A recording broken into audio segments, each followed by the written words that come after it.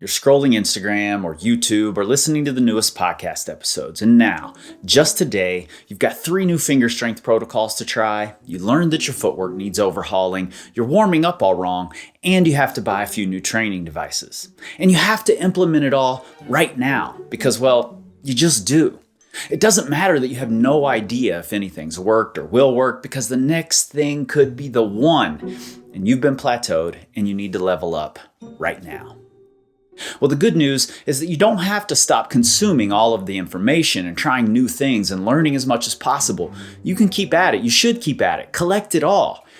But in this video, I'm going to give you 5 really simple ways to improve your climbing, all of which have completely transformed countless people's climbing. All methods that you can implement while you continue getting extra nerdy about the most optimal way to train.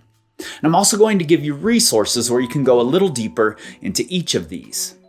And it's so simple that I think I can explain all 5 ways in less than 3 minutes.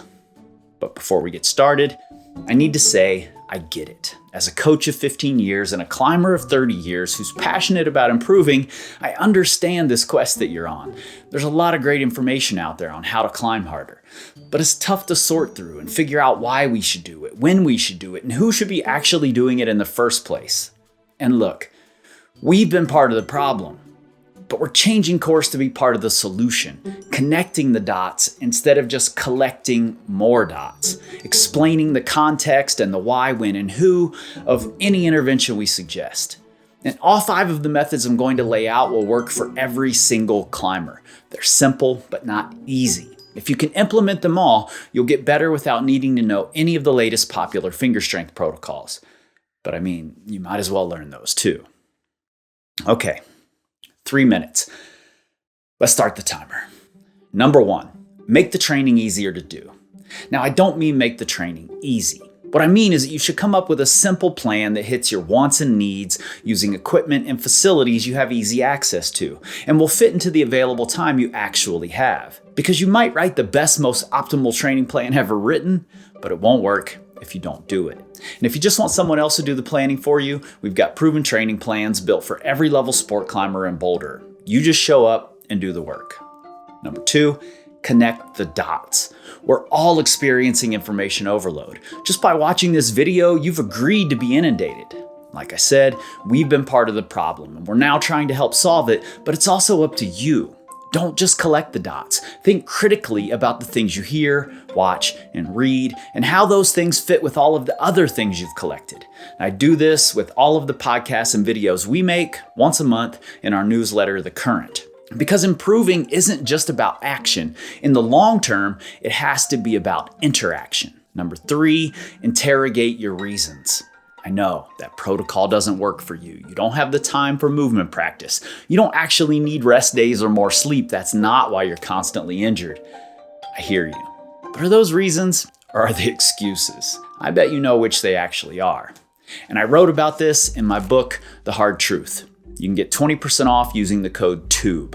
That link and all of the others I've mentioned is in the description. And all of the stories in this book are based on real climbers and real scenarios.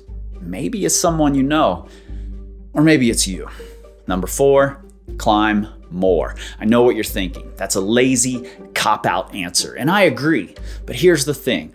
While we have data from nearly 1,000 climbers that shows finger and pulling strength among the top metrics that advanced and elite climbers have in common, you know what correlates even higher? Time spent climbing. I don't mean you should just do high volume sessions. Instead, go to new areas with new rock and new styles and new hold types that make you a little uncomfortable. Or even new gyms with different setting. You'll become more adaptable, you'll solve problems faster. And if you have reasons why you can't get more climbing time, well, I'll just refer you back to number 3.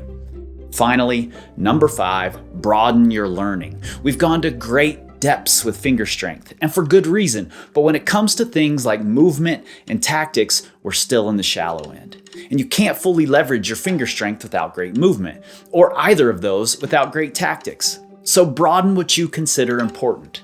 This isn't an either-or situation. No great climbers have only one of these things dialed. And I know, things like movement are hard to quantify and work on. So how to start? Well, you could ask this guy, who can apparently explain everything you need to know in 15 minutes, Or you can stay tuned to this channel and start with this video. You choose.